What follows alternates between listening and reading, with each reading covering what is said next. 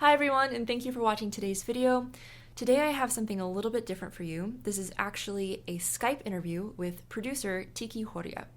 Tiki worked on my Christmas EP. He also worked on a single that Daniel Jenkins and I released a few months back titled My Heart Side of the Story, which you can find on my YouTube channel.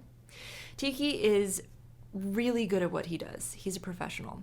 So today he's going to be talking about mixing and mastering and production. And the reason why I wanted him on my channel discussing all of these topics is because I do receive questions from people. I'm not a professional, so I wanted to give you answers from someone who is.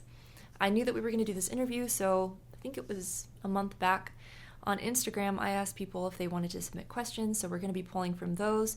We're also going to be talking about basic home studio setup, common mixing and mastering mistakes. And before we dive into all of that, Tiki's also going to talk to you about himself just so that you can get to know him a little bit better. And we also have some specials and discounts, but I'm not going to say any more. I'll let him take it from here.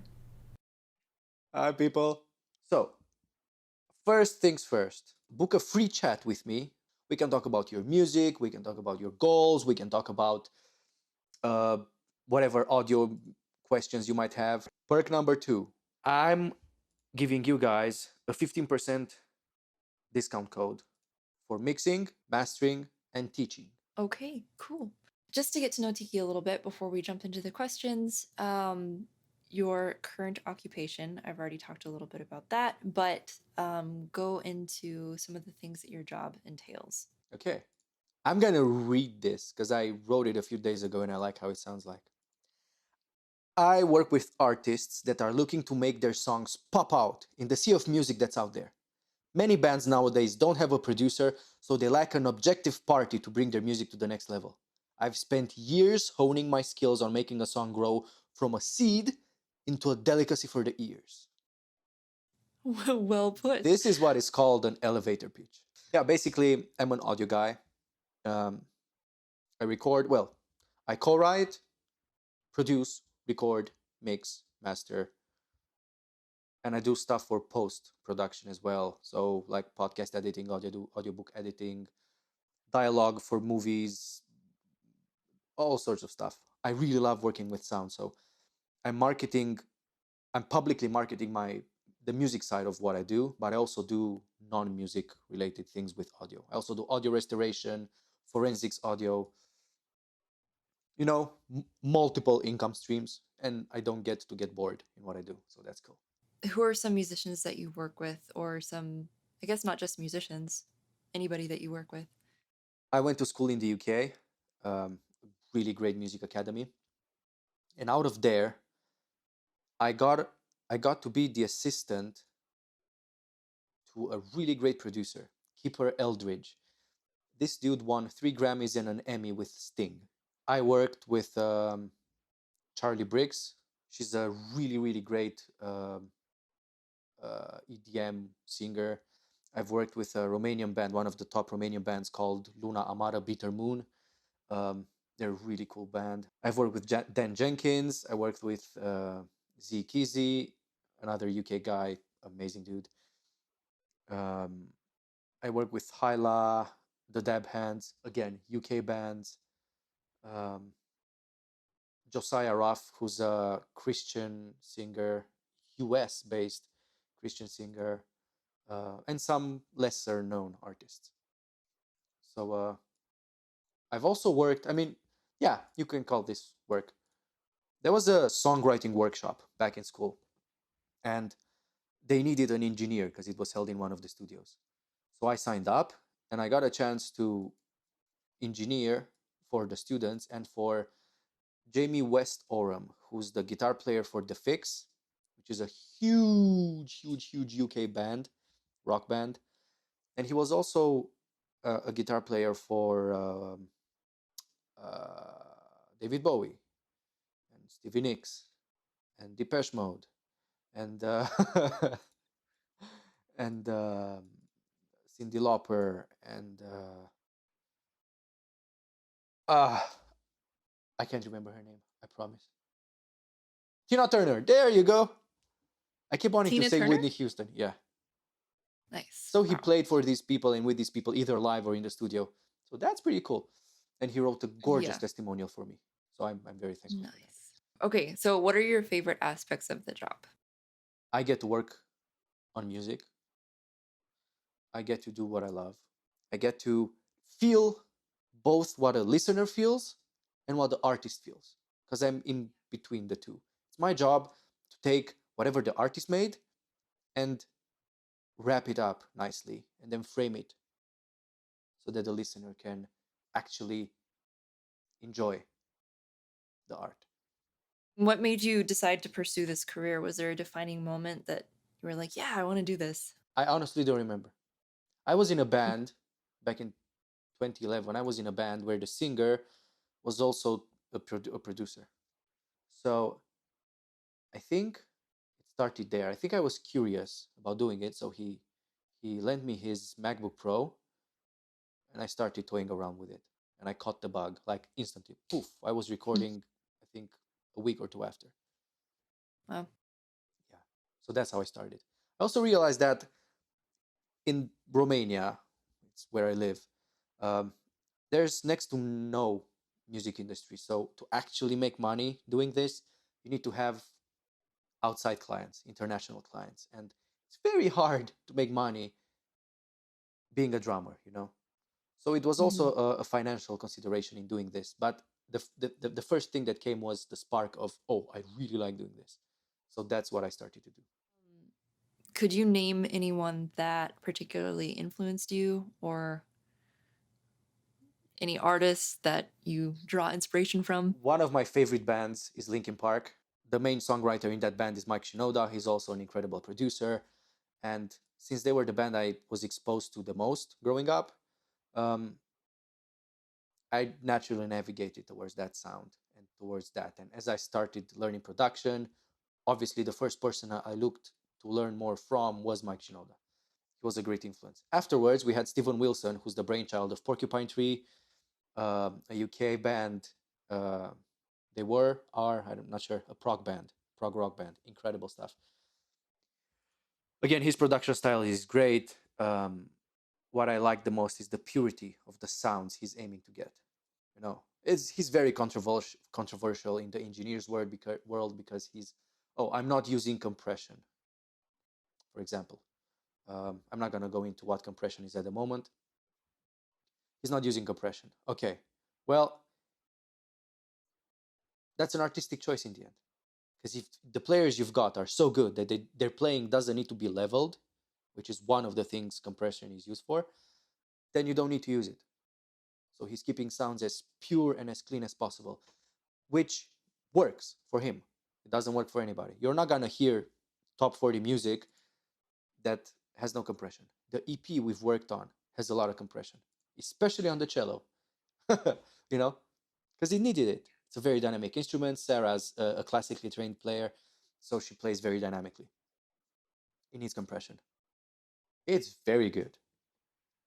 Another guy, Devin Townsend. He is a genius musician. He's a heavy metal, extreme metal dude. But I really appreciated his, and I do appreciate his production style, the way he developed his own wall of sound with many, many guitar layers, many, many vocal layers, and he's just a. He uses a lot of compression to manage all of that. Yeah, Andrew Sheps, for example, he's an engineer. This guy was all for only analog, only like physical gear. And then after a few years, when the digital technology got good enough, he was like, oh, okay, so digital is actually cool. So he ditched using analog gear and he mixes on headphones a lot of the time. Highly unconventional, but it works. So it can be done. And there are many, many, many, many, many more people. There's no point in going into detail for the rest of them. These are my major influences. Interesting. Common theme is that they're all unconventional in some way. Yeah, I never thought about it. I'm learning stuff about myself today. Thank you, Sarah. Self reflection time. Yeah. If anyone, I don't know if any of my followers, the people watching this video are actually interested in becoming a producer, maybe that would be really cool.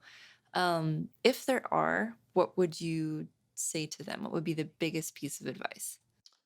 If you want to become a producer, which is separate from being an engineer, basically get a friend and work on music together, write it, look at the arrangement, look at the structure, try different arrangements, different structures, and see what works. Learn how to deal with people, because you gotta be a psychologist. Many producers, top producers, study psychology so that they can better relate to the artist, especially to singers, because they're the most emotional ones in the band usually. No, seriously, because it's very, very delicate thing. You know. Yeah. Another thing is practicing a lot. So if you want to be an engineer, for example, like mixing engineer, mastering engineer, you have to practice every day if you can, half an hour, and challenge yourself. Okay, I'm giving myself 30 minutes to get a rough balance for this song, which means you bring all the different tracks up to where they kind of sound good at a static level. That's your practice. And over time, your hearing develops more and more, and you can hear finer and finer things.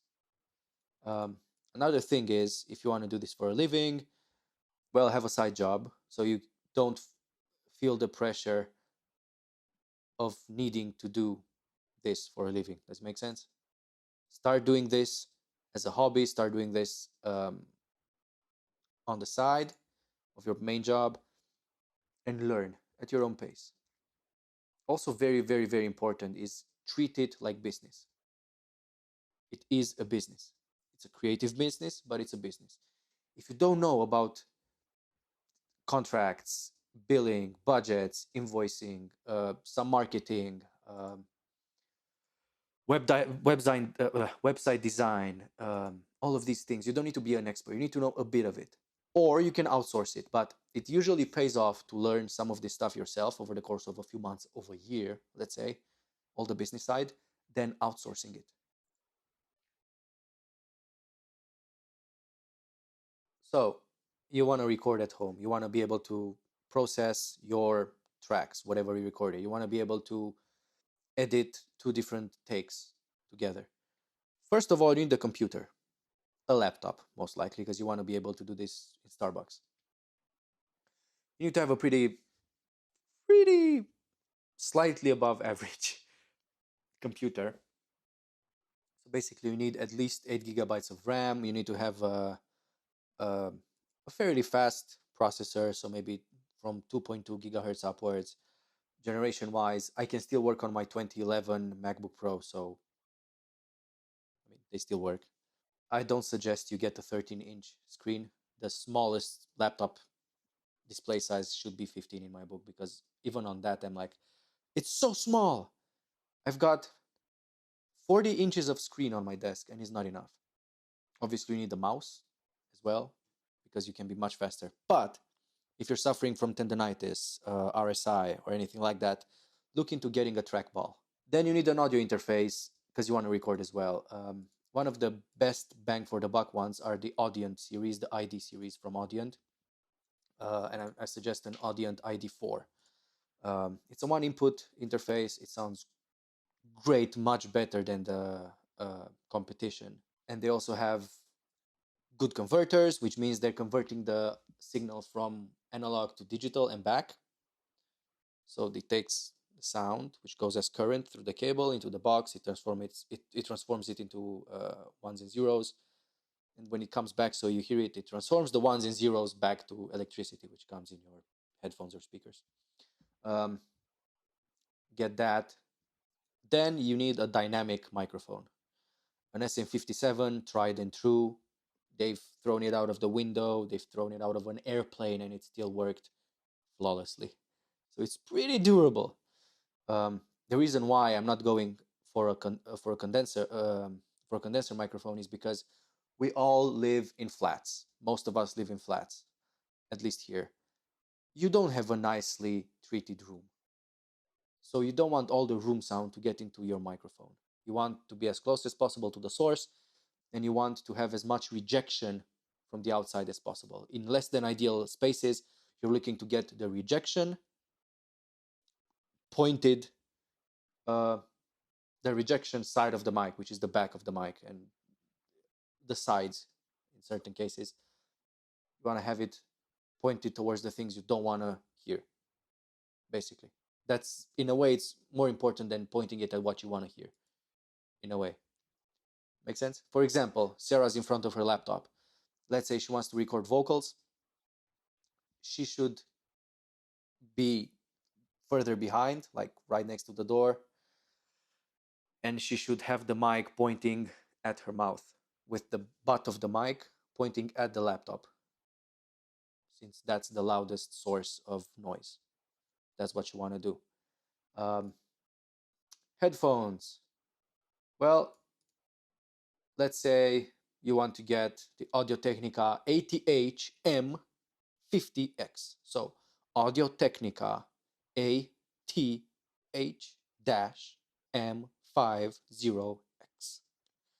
They're about $100, I think. They're closed back, which means there's no bleed from outside of the headphones. Mine are open back because they sound much better. But at the same time, when my kids anywhere in the house, if the washing machine is going, if a dog's barking outside, I can hear it and it's disturbing me. But I can hear things much clearer. So you want to get a closed back pair of headphones so that you reject all the sound from the outside. And when you're recording, there's no spillage into the mic from your headphones. And then you want very, very, very cheap earbuds. They're like $20 maybe. The Sennheiser, Sennheiser, and the model is CX300II, so 302 Mark II, I don't know. This is what I this is what I listen to when I sleep. But I've got a very pronounced high mids range, like from 2K to 6K. It's very pronounced. So if there's any sibilance, if there's any harshness in the thing you're recording or mixing, it's there, and it blows your eyes out, or it burns your eyebrows. It depends which which one of these you like. So you want to get those so you can hear very well what you're recording. You can hear the harshness in it.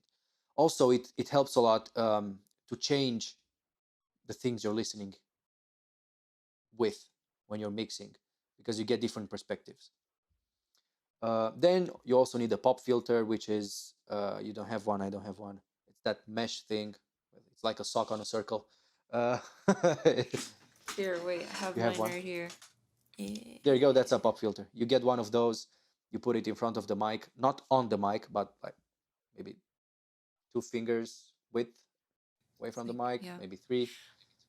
I have a question. Yes. Sorry, just real quick. We'll probably get to this anyways, but the mic distance away from your mouth, I heard it's supposed to be like this, and then the pop filter is, I don't know, right about there. Is that about right? Kind of works. Yeah. That's like a good starting point. There are almost no rules, you know. There are very strong guidelines, there are conventions, but there are no rules, you know. Okay. For example, if you're recording a very intimate bit, where you're barely whispering, that's gonna be too far from the mic, unless you turn up the gain a lot on the mic, which makes it a lot more sensitive to everything. So if a fly farts, you're gonna hear that. No. Am I allowed to say that here? I don't swear in real life, but oh maybe no, that's you're offensive fine. for some people. I don't think in America anyone would care. Okay. No, you're good. I mean, it's in Boss Baby.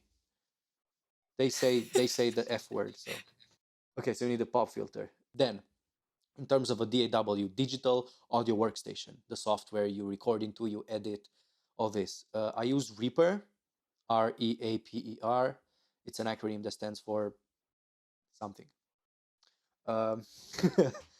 It's an amazing piece of software. It's got a 60 days trial, but afterwards they provide you with a NAG screen. So basically for $60 you can buy it. You can always use it, but I suggest you buy it. For non-commercial use and for under $20,000 a year income, it costs you $60. If you surpass $250, you gotta pay another 190 to get to 250. But this is based on the honor system. Be honorable. So that's the DAW. It's got a very steep learning curve, but if you're starting from scratch or you want to get into something that really does its job well and which you can customize to your needs, you start with Reaper. I'll provide links to a great tutorial series. It's not mine. It's Kenny Joya's. Amazing dude. He kind of talks like Christopher Walken. You'll hear that. You're going to enjoy it. So that's the DAW. Then it's got two extensions, the SWS extension and Repack. Basically, these extend the functionalities of Reaper. You get scripts, you get extra macros or custom actions. For example, in Reaper, I've managed to, with the help of some of the people in the community. Reaper's community is incredible, by the way. This is one of the top reasons to get Reaper, other than the fact that you can do almost anything in it. I managed to reduce my editing workflow when I edit podcasts and especially audiobooks, which need to have very strict pauses between sentences, a different length for between scenes and so on and so forth. They need to be fixed. It reduced my editing time from spending about 15 to 20 seconds per edit to get the length correctly and all this to 1 or 2 seconds. So from 30 seconds per break, I got to 2 seconds. Pretty good. So yeah, this is the home studio setup. Additionally, obviously you need a cable, you need a mic stand, and also you need a wardrobe to record into, and you need a mattress if you can. A cheap mattress, doesn't matter, or just use yours. I'm talking about recording vocals now. Obviously, if you're recording a cello, it's very hard to record in the wardrobe, I think. I don't know how big your wardrobe is, but mine isn't that big.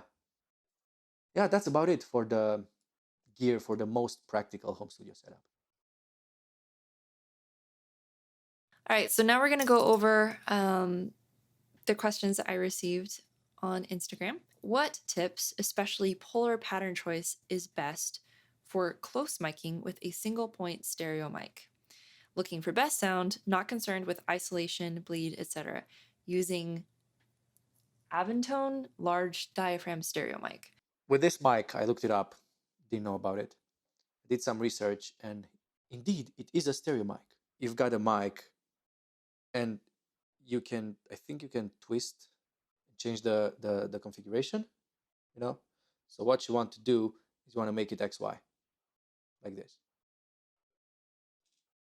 That's a very natural sound, very, very natural stereo miking technique. Obviously, you're looking for best sound. Well, the sound comes from the player, then from the instrument, then from the room, then from the microphone, then from the preamp. You're probably recording at home and you probably don't have your room treated so that it sounds as you want it to sound. So I'm suggesting that you go with mono. You're using only one of the capsules. And you want to record in mono. Why? You're recording cello for a track. You're recording a quartet, a quintet, like Sarah did for her EP.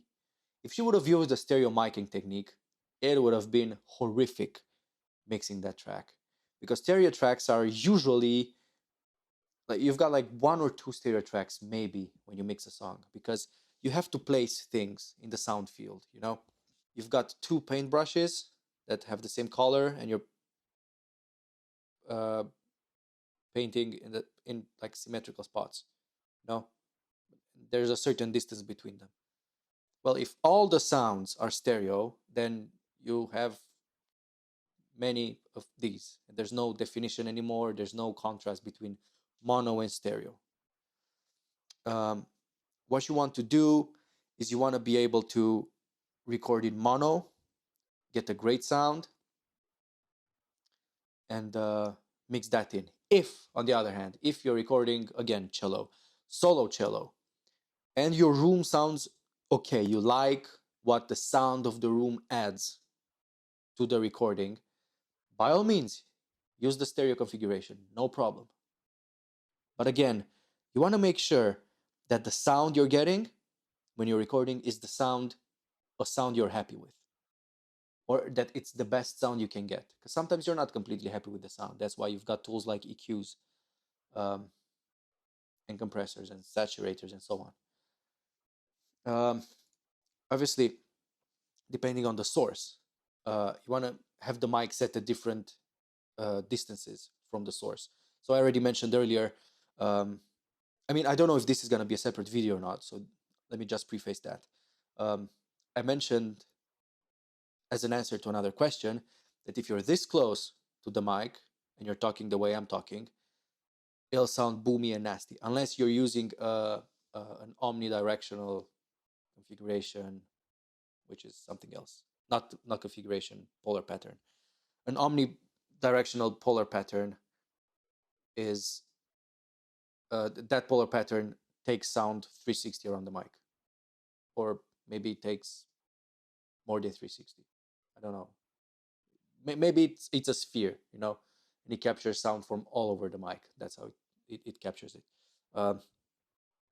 So those mics don't have the thing that's called proximity effect. Proximity effect is the exaggeration of low end when you get really close into the mic. So for example, listen to this. I'm speaking. That probably had much more low end. I didn't put my mouth close to the mic because I didn't want it to be blasted with air. But an omnidirectional mic doesn't suffer from that issue.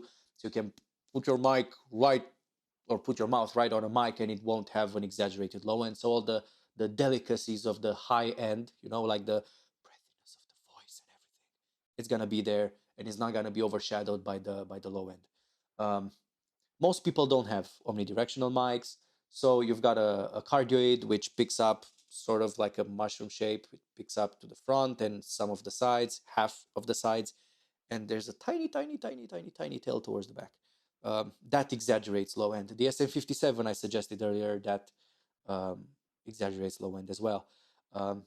So with your Avantone mic, if you're recording in mono or in stereo, you want to be at a distance from your source.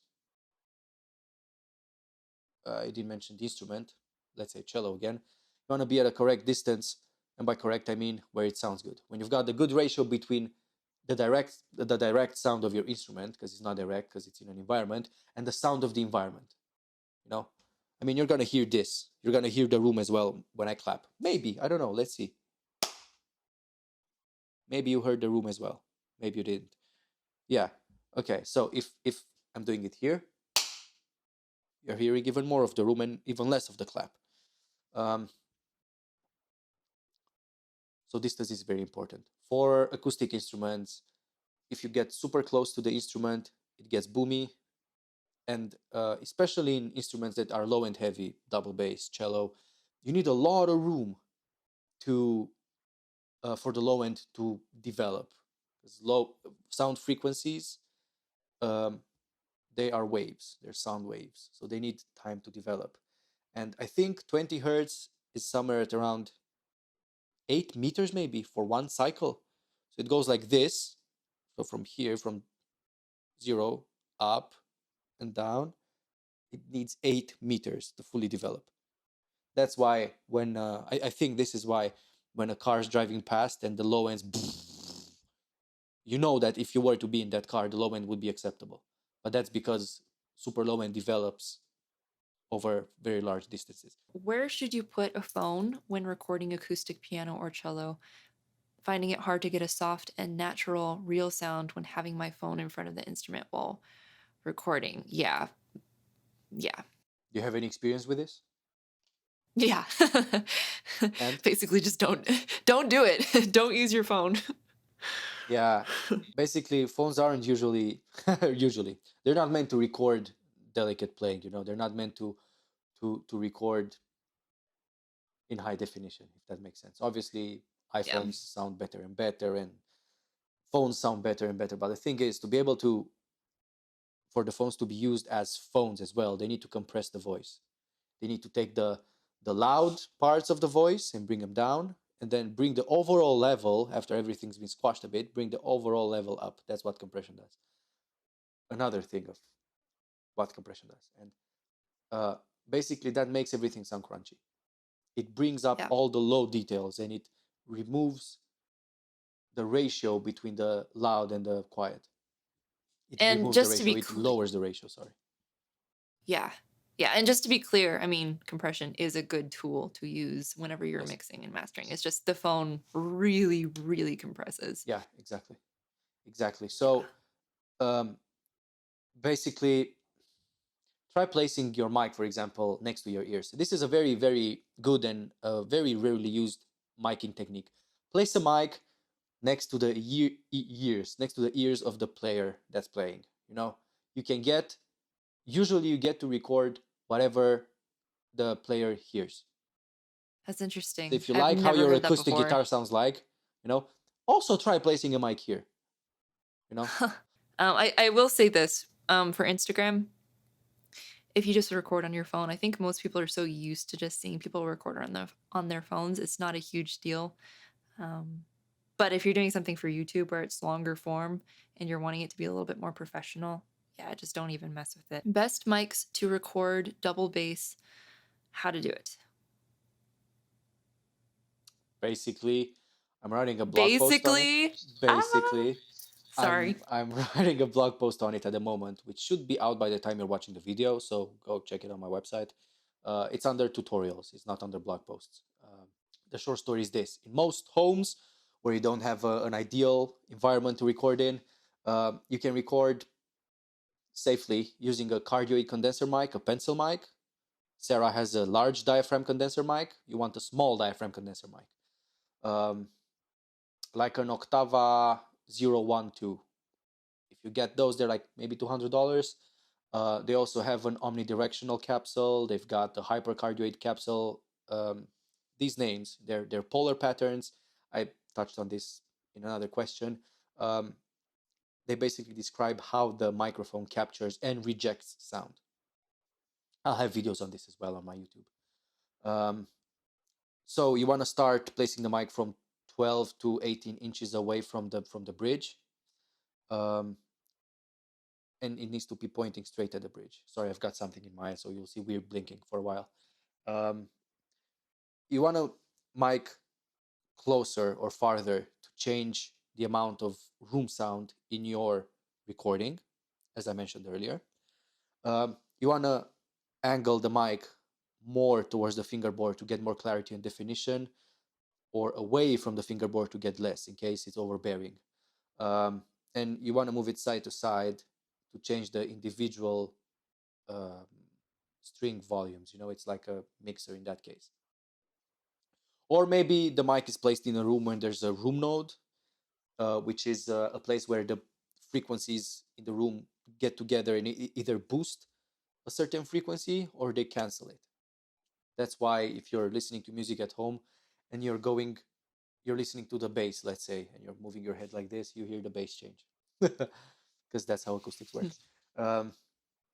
You really don't want to mic the sound hole because that gives you a horrible nasal and marshy sound. Marshy. I just came up with that.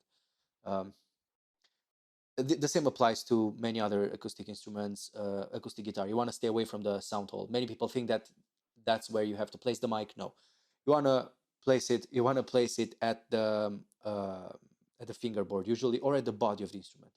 Again, experiment and see. Do not be lazy. You want to do this for a living, or at least you want to do this well. If you want to do this well, practice. Do not be lazy. Yeah, that is, yeah, I wish I had known that. I was always told put it near the sound hole, always. So good to know. And not by like experts, just like by, noobs who were recording at home. Yeah. They're like, oh, yeah, put it right there. I'm like, oh, okay. I mean, I guess that makes sense. All the noise comes out there. Yeah. Sounds like a weed eater.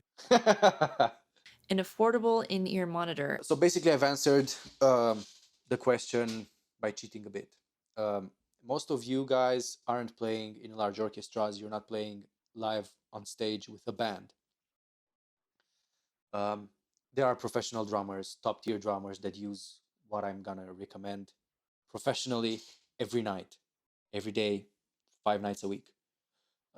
They don't, um, they're not made with a mold of your inner ear, which provides you with even more isolation. But these, the Sennheiser actually, you know what? I've already spelled it out for you. The Sennheiser IE60. I've used these for years. They've got okay low end, okay mids, okay top end. They're fine for in-ear monitoring. They're fine for music listening. I think I even mixed a track on them once, and it came out okay. So if you don't need the extra isolation provided by the in-ear, the inner ear monitors, don't bother. What software do you use to put in all of the sounds and mix them properly? Are they free? And are there free alternatives? And I guess you kind of already answered this, but go for it. Yeah, so I'm using Reaper, which stands for exactly. Reaper's got an unlimited trial period, which gives you time to actually learn the software, go through the 7.5 hours of YouTube videos that teach you how to start from nothing to be able to mix a song. It doesn't teach you mixing skills, it teaches you how to use the software. You go through those videos and you're going to learn Reaper. It's $60 for a non-commercial slash small business license. And then you got to pay $190 extra to upgrade to the full license. They work, Cocos, the people that make Reaper, they work expecting you to be honorable. So be honorable. This is going to be our next to last segment. This is a list of the biggest mixing mastering mistakes. The first one, I'll let you talk about. Okay. So these are kind of in order, maybe, maybe not. Bad arrangement. Song is all about the melody and the rhythm and the harmony and the counter melody and the response. So basically, there's a lot of stuff that comes into a song. Arrangement, you all know what it is. It's what instruments are playing during which sections. Bad arrangement can mean that verse one is the same. Now I'm talking about rock pop productions. You've got the first verse, which is the same as the second verse. Same instrumentation, same parts. It's just the lyrics that are different. Bad, very bad. Mm-hmm. I'm sure every one of you can point me to one hit song that follows that rule, that everything's the same. Okay, there are exceptions to every rule. But basically, this is a very strongly held convention by most musicians, most music makers, most professionals, that the song needs to grow. Okay, the next thing is timing and tuning issues. You will upset your mixing engineer and you will mess up their ability to do their best on your song, because ideally you hear the song once while you do the basic levels and everything, and then you hear it section by section or however you mix. There are different mixing workflows, but you hear it as few times as possible, because that allows you to stay objective. Otherwise, you get used to it, your brain gets used to it, and you're like, goodbye. The next issue is bad panning. People pan, I don't know, most people got it that vocals, bass, guitar, snare drum, and kick drum stay in the center. That's the convention. But a lot of people pan things randomly. So, for example, you've got two electric guitars and they're panned here. This is the center and they're panned here. And to the sides, you've got like nothing. You know, basically, you want to pan as wide as possible so that you make use of all the stereo space you've got. There's a panning technique called LCR, which is left, center, right, which implies that you only pan to the left, hard right, or center. If that feels too sparse, if the arrangement is too sparse for that, if everything's too wide, then you can either bring them in. Obviously, there are no hard and fast rules. There are conventions and starting points. Or you can fill up the space with reverb. You know, you can use a width plugin on the stereo reverb and bring it in to fill up that space. There are different ways of doing it, but yeah, LCR usually works, and it frees up your brain to focus on what's important in the mix. Panning is extremely important. It's part of balancing, but there are even more important things. And if you spend half an hour panning things, bye-bye objectivity. The next issue is not staying focused on the mix. So you're mixing and you're like, oh, I wonder what this plugin is doing. And you spend 40 minutes messing with the new plugin. Polarity issues. I mentioned earlier that you might be recording some things with two mics. For example, a classic case of this is when you record a snare drum and you've got two microphones. There's a waveform that goes up on one mic and a waveform that goes down on the other mic, and they cancel each other because you have a top, so you've got a hill and a valley meeting, Right. and they kind of cancel each other. So you get a thin sound. Monitoring too loud, so listening too loud on your speakers, on your headphones, basically it tires out your ears very quickly. And at the same time, there's a thing called the Fletcher-Munson curve. Fletcher-Munson curve. Which kind of describes how your ears are hearing different frequencies. So at around 85 decibels, you've got the flattest frequency response. The low end stays fairly loud compared to the rest of the frequencies. If you're listening quieter than that, the low end sounds much quieter. The thing is, 85 decibels is pretty loud.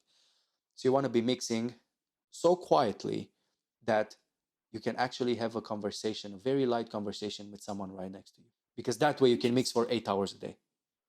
It's not exciting. Interesting. It's not exciting. It's a lot more effort until you get used to it to mix quietly. But that's where you can hear all the details. Because again, the louder you go, your ears are starting to compress the sound and it's making everything exciting. And you're playing your mix at like 10 p.m. after listening for 12 hours. Super loud, you're like, yeah, the mix sounds amazing. When you listen to it next morning, you're like, whoa, that sounds like trash. Obviously, you need to listen loudly to hear how everything's working together, how punchy things are.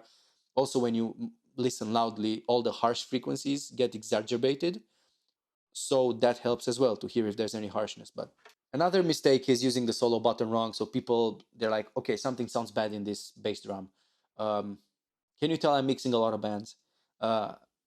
Something sounds bad in this cello part. And instead of EQing it in context, you're EQing it in solo and you're making it sound beautiful by itself and not in context. A lot of people put a plugin on a track just because they think they should, or because they want to, or because they saw that guy in that video put a plugin on a vocal track. You need to know why you're processing. You need to know why you're putting a compressor in a track. Mixing mindlessly without a goal is terrible. You're starting a mix, so you listen to the tracks and you're like, okay, what do I hear this song? What does this song need? And if you don't have an answer to that, you haven't listened to enough music and you haven't learned how to dissect the song, even though you have all the tracks in front of you. You need to listen, okay, which one's the most important element? Usually it's the vocals. Which one's the second most important element? Usually it's a piano or a guitar. The third, the drums, the kick and the snare, then the bass guitar. Again, this is in a band context. In Sarah's tracks, the most important element were the vocals, and then the cello, and then that's it because there were only vocals and cello. Basically, I already mentioned changing what you're listening to. Oh no, what you're listening on to your music. So headphones, earbuds, speakers, your phone. When you're mixing, you gotta listen to the source material on different speakers so that you cover all the bases. You can't have a perfect sound on your headphones and have it sound horrible on the phone and say, yeah, it sounds good. If you're mixing for yourself and you're only gonna listen on your headphones, then yeah, okay, do it. But otherwise, you need to appease multiple mediums. And if you need to reduce the awesomeness on the headphones so that it sounds better on the phone, you do that. Using reference tracks, sometimes you don't know where the song needs to go. If you're mixing for clients, they have an idea, they have a vision for the song. So ask them for a reference track. How do you hear your song like? What's your goal? How do you want it to sound like? And you're not asking to copy what another band's doing. You're asking so that you have some sort of direction to go into. A lot of beginner mixers, they use reverb. Too much. Way too much reverb. Huge reverbs on everything. And reverb basically, in a way, functions like a backwards, like a depth slider. You know, like you've got a fader for volume, and the pan knob for left and right. So up and down, left and right. Up and down is also frequencies. Backwards and forwards is reverb and also volume. But now we're talking about reverb. So if you put too much reverb, it makes the sound the source you put the reverb on, it makes it sound much further away. Muddiness in mixes is you've got all the low mid frequency from like 150 to like 400 500, and it's all tubby and thick and kind of disgusting sounding. Especially instruments that are recorded too up close have a lot of that because of the proximity effect. Vocals, and also in mixes you've got many elements that have a lot of that amount of you have a lot of that range of frequencies in huge amounts, so they build up and it's just there's like no clarity in the mix. It's just a cloud of ugliness. Another mistake, sorry, is not automating. Automation is when you do something in your DAW and like you change the volume for this note, and every time the song plays through, the volume increases on that note. You can use this creatively, you can use this surgically to fix things like level a vocal track, but there are better ways than that to do micro managing of the vocal level. There can be too much low end in a track, or there can be too much harshness. Harshness is bad even in low mids. Too much low end, or there can be terrible harshness. That's horrible because it sounds horrible. It's said that how you deal with low end and how your low end sounds like is what separates the men from the boys. So if you use too much compression on a vocal, all the breaths and all the room noise is going to be brought up. All the mouth noises are going to be brought up. All the breaths are going to be brought up. Have I mentioned breaths already?